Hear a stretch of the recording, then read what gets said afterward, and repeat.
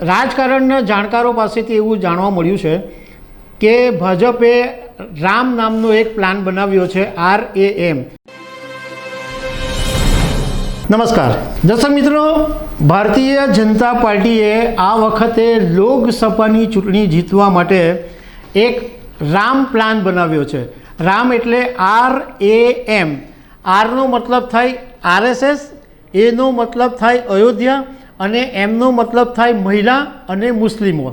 એટલે ભારતીય જનતા પાર્ટીએ આખો રામના નામનો એક પ્લાન બનાવ્યો છે. એના વિશે તમારી સાથે વાત કરીશું. મારું નામ રાજેશ શાહ છે અને તમે જોઈ રહ્યા છો ખબર છે .com. દર્શક મિત્રો, 2014, 2019 બે લોકસભા ભાજપે જીતી લીધી અને રાજ કર્યું અત્યાર સુધી. હવે ત્રીજી લોકસભાની ચૂંટણી આવી રહી છે અને ભાજપની અત્યારે યોજના એવી છે કે ત્રીજી લોકસભા પણ જીતીને હેટ્રિક મારી દેવી, અને એની પણ પૂરેપૂરી તૈયારી ચાલી રહી છે. આપણે એના વિશે વાત કરીએ પહેલાં ખાલી થોડાક એક આંકડા ઉપર નજર કરી લઈએ કે 1984ની અંદર ભાજપ પાસે માત્ર 2 લોકસભાની બેઠક હતી. એ પછી 1985માં 85 બેઠક થઈ, 1991માં 120 બેઠક, 1996માં 161 બેઠક, 1998માં 182 બેઠકો અને 1999માં 182 બેઠક. એટલે તમે જુઓ કે 1984થી 2 બેઠકથી શરૂઆત કરી અને ભાજપનો ગ્રાફ જે છે એ સતત ઉપરને ઉપર જતો ગયો 1999 સુધી. 2004માં ફરીથી એક વખત ભાજપને પછડાટ મળી અને 2004માં ભાજપને 138 બેઠકો મળી, 2009માં 116 બેઠકો મળી. 2014માં ફરીથી ભાજપની ગાડી જોરમાં દોડવા માંડી અને 282 બેઠકો પર જીત મેળવી અને 2019માં 303 બેઠકો ભાજપે જીતી. હવે 2024ની લોકસભાની ચૂંટણીમાં ભાજપે અત્યારથી કહી દીધું છે કે અમે તો 400 બેઠકો જીતવાના છે. હવે રાજકારણના જાણકારો પાસેથી એવું જાણવા મળ્યું છે કે ભાજપે રામ નામનો એક પ્લાન બનાવ્યો છે, RAM. એટલે આરનો અર્થ થાય RSS, એનો અર્થ થાય અયોધ્યા અને એમનો મતલબ થાય મુસ્લિમ અને મહિલાઓ. હવે આપણે વાત કરીએ RSSની, તો આપણે બધાને વર્ષોથી ખબર જ છે અને એ વાત જગ જાહેર જ છે કે RSS એટલે રાષ્ટ્રીય સ્વયંસેવક સંઘ, અને સંઘ એ ભાજપનો એક ભાગ જેવું જ છે. અને RSS સતત ભાજપને મદદ કરી રહ્યું છે અને લોકસભાની ચૂંટણીની અંદર પણ RSSનો રોલ ખૂબ જ મહત્ત્વનો રહેવાનો છે. RSSએ એવી જાહેરાત કરી છે કે 24 માર્ચ 2024 સુધીમાં RSSના કાર્યકર્તાઓ લગભગ 2.5 કરોડ લોકોને અયોધ્યા દર્શન માટે મોકલશે.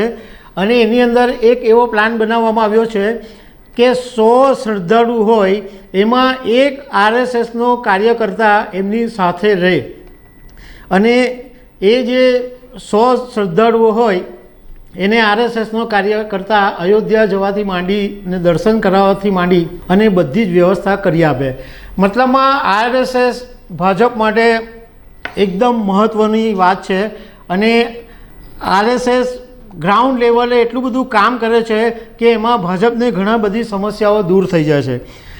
બીજો જે મુદ્દો છે એ અયોધ્યા. અયોધ્યાનો મુદ્દો તો ભાજપ માટે સંજીવની કરતાં પણ વધારે છે, કારણ કે સ્વાભાવિક વાત છે કે અયોધ્યા માટે રથયાત્રા કાઢીને જે વર્ષોના સંઘર્ષ કરેલા અને એને કારણે ભાજપ આજે આ અયોધ્યાની અંદર રામ મંદિર બનાવીને પ્રાણ પ્રતિષ્ઠા કરવા જઈ રહ્યા છે. ત્યારે અયોધ્યાનો મુદ્દો ભાજપ માટે ખાસો મહત્ત્વનો છે. યોગી આદિત્યનાથ કે પ્રધાનમંત્રી નરેન્દ્ર મોદી કે બધા જ નેતાઓ કે આખી દુનિયા બધા જ અત્યારે એક જ મુદ્દા પર ધ્યાન કેન્દ્રિત કરી રહ્યા છે અને એ અયોધ્યાનો મુદ્દો. અને 22 જાન્યુઆરી 2024ના દિવસે પ્રાણ પ્રતિષ્ઠાનો કાર્યક્રમ થવાનો છે. એની અંદર મોટી હસ્તીઓ, ઉદ્યોગકારો, કલાકારો, નેતાઓ બધા જ આવવાના છે. અયોધ્યાનો મુદ્દો ભાજપ માટે એ પણ સૌથી મહત્ત્વનો મુદ્દો છે. બીજો જે M છે એ મુદ્દો એ મહિલાઓનો મુદ્દો છે. મહિલાઓમાં ખાસ કરીને ભાજપ તરફે તો આકર્ષણ છે જ, પરંતુ એના કરતાં પણ વધારે પ્રધાનમંત્રી નરેન્દ્ર મોદીના ફેસને જોઈને મહિલાઓ ભાજપને વોટ આપે છે એવું ઘણી બધી વખત સાબિત થઈ ગયું છે. હમણાંની જ ચૂંટણીની વાત કરીએ તો 3 રાજ્યોમાં પણ જ્યાં એવું લાગતું હતું કે ભાજપને અઘરું પડશે, ત્યાં મહિલા વોટરોના વોટને કારણે ભાજપે ચૂંટણી જીતી લીધી. અને ભાજપને આ ખબર છે કે મહિલા મતદારો એમના માટે બહુ જ સોલિડ તાકાત છે, એટલે મહિલાઓ પર જે વોટર છે એની પર પણ ફોકસ કરવામાં આવી રહ્યું છે. અને બીજી એક ભાજપ માટે એવી છાપ છે કે ભાઈ હિન્દુઓ માટેના વોટ પર જ ભાજપ જોર કરે છે, પરંતુ આ વખતે એવું પણ નથી. મુસ્લિમ મતદારોને રીઝવવા માટે પણ ભાજપ અનેક પ્રયત્નો કરે છે. 15 જાન્યુઆરીએ ઉત્તર પ્રદેશની અંદર એક કાર્યક્રમ યોજાવાનો છે. એ કાર્યક્રમનું નામ છે શુક્રિયા મોદી ભાઈજાન.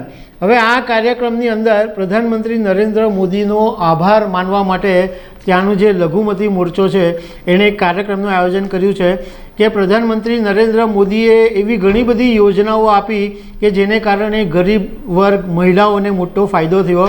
ઉજ્જવલા યોજના છે, આયુષ્યમાન યોજના છે, એવી ઘણી બધી યોજનાઓ છે જેનો આભાર માનવા માટે 15 જાન્યુઆરીએ ઉત્તર પ્રદેશની અંદર એક કાર્યક્રમ યોજાવાનો છે. એટલે ભાજપનો જે રામ પ્લાન છે એ આ વખતે સફળ થાય એવું રાજકારણના જાણકારો માની રહ્યા છે. તો દર્શક મિત્રો, આવી અનેક વાતો સાથે અમે તમને મળતા રહીશું. Thank you very much.